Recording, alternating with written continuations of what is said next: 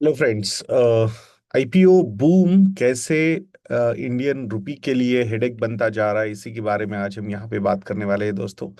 एक तरफ हम देख रहे हैं कि जिस तरीके से जो इन्वेस्टमेंट्स है, स्पेसिफिकली जो प्राइमरी मार्केट में जो इन्वेस्टमेंट्स आ रहे हैं, आईपीओ में एक बूम चल रहा है। सो उसी का मतलब एक पॉजिटिव एटमॉस्फेयर तो वो क्रिएट कर रहा है कि भाई, मतलब capital raising, risk capital is easily available in India. But यही सबसे बड़ा रीजन बनता जा रहा है रुपी के डिप्रिसिएशन के लिए। तो वो कैसे बन रहा है, इसी के बारे में आज हम बात करने वाले हैं दोस्तों। So net foreign direct investment का नीचे जाना या कम होना, ये सबसे बड़ा हेडेक रहा है FY 25 के लिए। एंड इवन FY 26 में भी वैसा ही सिचुएशन सामने आता हुआ दिख रहा है। सो नेट नेट एफडीआई की अगर हम बात करते हैं, FY 20 से लेके FY 24 तक, on an average net FDI inflow जो होता था इंडिया में, दैट वाज अराउंड $33 बिलियन। और FY 25 में ये नंबर $1 बिलियन का रहा। मतलब ऐसा है क्या कि बाहर से पैसा नहीं आ रहा है इंडिया में, foreign direct investment, long term strategic capital? नहीं, वैसी बात नहीं है। वो पैसा तो आ रहा है, बट यहाँ से जिन लोगों ने बहुत पहले वीसीज के, वेंचर कैपिटलिस्ट के तरीके से, या फिर प्राइवेट इक्विटी इन्वेस्टमेंट्स के पॉइंट ऑफ व्यू से जो इन्वेस्टमेंट्स आए थे, now they are getting exits from the IPO markets, और वो पैसा वापस लेके जा रहे हैं। सो obviously profit booking कभी ना कभी तो होगा। so that is what is happening currently. is it negative? Definitely not. क्योंकि अगर कोई पैसा इंडिया में इन्वेस्टमेंट्स के तौर पे आता है, तो उसका ऑब्जेक्टिव डेफिनेटली कभी ना कभी तो लेके जाना हो ही सकता है। And this is going to be a very mature step which is getting developed in Indian markets. क्योंकि अगर ये होगा, देन वहां पे जो ये फॉरेन डायरेक्ट इन्वेस्टमेंट्स के लिए जो प्राइवेट इक्विटी फर्म्स है, या फिर वेंचर कैपिटल फर्म्स है, या फिर बड़ी बड़ी कंपनीज जो इंडिया में और कैपेक्स करना चाहते हैं, तो इनको एक बूस्ट मिलेगा कि भाई हाँ, यहाँ से पैसा लेके जा सकते हैं। ऐसा नहीं कि एक बार पैसा यहाँ पे आ गया तो अटक गए हम। So that is a very positive sign अगर हम वैसे देखते हैं तो। मतलब FY 26 की भी अगर हम बात करते हैं, till I think August, the net FDI जो इंडिया में था, अक्टूबर, सॉरी, अप्रैल से लेके अक्टूबर तक जो नेट एफडीआई था, दैट वाज अराउंड $6.2 बिलियन।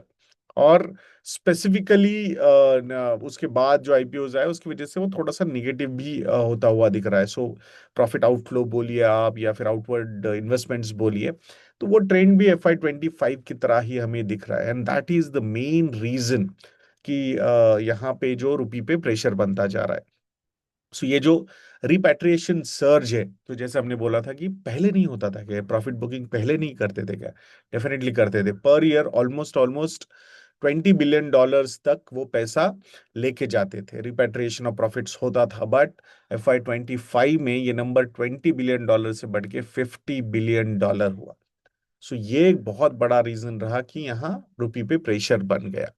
अब फॉरेन डायरेक्ट इन्वेस्टमेंट्स का नेट फॉरेन डायरेक्ट इन्वेस्टमेंट्स का फ्लैटिश होना, एंड इसके ऊपर अराउंड 1.71 लाख करोड़ रुपीस का सेल ऑफ 2025 से अगर कैलेंडर ईयर हम देखते हैं, तो इस साल में फॉरेन पोर्टफोलियो इन्वेस्टर्स ने 1.71 लाख करोड़ रुपीस इंडिया से निकाले हैं। सो ऑब्वियसली नेट नेट, मतलब एफडीआई का भी फ्लैट होना एंड फॉरेन पोर्टफोलियो इन्वेस्टर्स का सेलिंग करना, ये दोनों तरीके से अगर हम देखते हैं, तो रुपी पे काफी ज्यादा प्रेशर यहाँ पे बिल्ड हुआ है। सो आई थिंक FY 27 में पॉजिटिव फ्लोज का एक्सपेक्टेशन हम रख सकते हैं, क्योंकि यह नहीं है कि ईयर ऑन ईयर बस एग्जिट्स ही लेते जाएंगे। मतलब अल्टीमेटली अगर ग्रोथ, जीडीपी ग्रोथ यहाँ पे नजर आएगा, कंजम्पशन यहाँ पे नजर आएगा, तो obviously capital will follow it.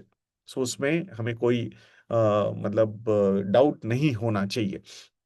एक चीज थोड़ा सा, मतलब फॉरेन पोर्टफोलियो इन्वेस्टर्स की तरफ से ऐसा क्या हो गया कि इतने क्यों आउटफ्लोज हो रहे?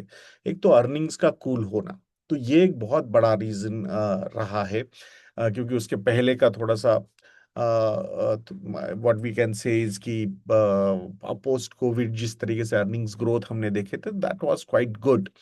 तो उसके बाद थोड़ा सा स्लगिशनेस आना, बेस इफेक्ट का इम्पैक्ट होना, ये एक रीजन है। एंड प्लस जो एआई सेक्टर है, एआई सेक्टर है जहाँ पे बहुत ज्यादा कैश फ्लोज जा रहे हैं, इन्वेस्टमेंट्स वहीं पे हो रहे हैं। तो इंडिया में कोई प्योर एआई प्ले नहीं है। सो सेक्टर रोटेशन ये भी एक बहुत बड़ा रीजन रहा फॉरेन पोर्टफोलियो इन्वेस्टर्स को एग्जिट करने का। और इसी का नतीजा था कि फ्रॉम 19.5% जो इमर्जिंग मार्केट इंडेक्स में वेटेज होता था इंडिया का, दैट वेंट डाउन टू 16%। सो ये जो परसेंटेज टर्म्स में ये पर्टिकुलर नंबर जो कम हुआ है, इसने भी प्रेशर डाला है। 3.5% से अगर इमर्जिंग मार्केट इंडेक्स में हमारा वेटेज कम हो जाता है, तो पैसिव फंड्स के आउटफ्लो होना या फिर एक्टिव फंड्स ने हमें इंडिया इंडिया को अंडर वेट रखना, ये सारे फैक्टर्स यहाँ पे प्ले आउट हुए हैं। सो प्योर एआई प्ले में चाइना हुआ, ताइवान हुआ, यूएस हुआ, यहीं पे सबसे ज्यादा एलोकेशंस गए हैं। सो आई थिंक उसका नतीजा कहीं ना कहीं हमारे करंट अकाउंट पे मतलब प्रेशर बन गया है। एंड उसी तरी उसकी उसका ही नतीजा हम ये बोल सकते हैं कि करेंसी डिप्रिसिएशन भी हुआ है। बट इसमें एक पॉजिटिव चीज यही है कि outlook for FY 27 is quite positive. Higher gross FDIs के लिए यहाँ से एक पॉजिटिविटी डेवलप हुई है। वैसे ग्रॉस एफडीआई नंबर्स कोई डिसअपॉइंटिंग नहीं है। If we look at the latest last 12 months gross FDI number, so that number is almost $80 billion। But because higher outflows हो रहे हैं, कैश मतलब venture capital and private equity exits ले रहे हैं ओएफएस में, so that is building a pressure on the rupee equation. सो आशा करेंगे कि आई थिंक यहाँ से जब भी ये रिवर्सल ऑफ सेंटिमेंट होगा, सो एक्सपेक्टेशन तो यही है कि FY 27 should be really good. So उस एंगल से अगर हम देखते हैं, तो डेफिनेटली हम काफी ज्यादा कैश फ्लोज एक्सपेक्ट कर सकते हैं, not only in net FDI numbers but even foreign portfolio investors के नंबर्स भी काफी ज्यादा पॉजिटिव हो सकते हैं। और जब ये दोनों नेट नेट पॉजिटिव हो जाएंगे in that particular scenario, definitely it will be a good thing for rupee. We don't know whether RBI or government will allow rupee to appreciate or not, but definitely यहाँ पे ये जो चीज़ है उसको थोड़ा सा अपने इंटरेस्टिंगली देखना होगा। मतलब इसको एक पॉजिटिव वे से we will have to look into this. So आशा करता हूँ कि ये वीडियो आपको अच्छा लगा होगा दोस्तों। If you people feel that we are doing a good job, तो investornet.in को विजिट करना बिल्कुल मत भूलिएगा, एंड हमारे रिसर्च प्रोडक्ट्स को भी सब्सक्राइब कीजिएगा। If you want one-on-one sessions regarding financial planning, तो you can book the sessions. हमारी रिलेशनशिप सेल से आप बात कर सकते हो। Contact details are available on our website investornet.in। Next video में तक के लिए मुझे आज्ञा दीजिए दोस्तों। जय हिंद।